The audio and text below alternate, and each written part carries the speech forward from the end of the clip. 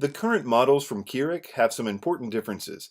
One of the most important differences is the brewing size options.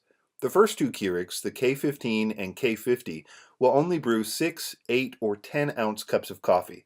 The K55 goes up to 12 ounces, and the rest on the list, the 250, the 475, and 575, not only can brew up to 12 ounces with a normal K cup, but if you get specialized coffee pods, you can brew 16-ounce mugs or even large 30-ounce carafes. Another important issue is the size of the water reservoir.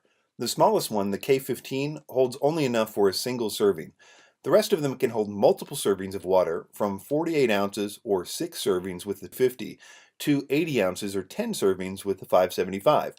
Besides things like available color options and design, the rest of the differences come down to features.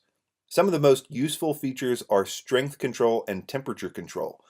The K55 through K575 have strength control, which is the ability to brew mild or very strong cups of coffee.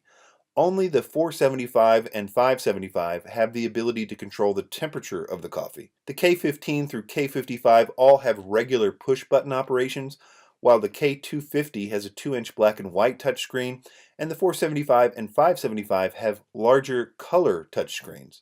The 475 and 575 have a lot of common extra features that the others don't, like favorite brew settings, auto brew, more language options, and a digital clock. The 575 is the only one with the ability to get hot water on demand. Links to the Keurig Amazon listings for every Keurig model mentioned in this video, and thanks for watching.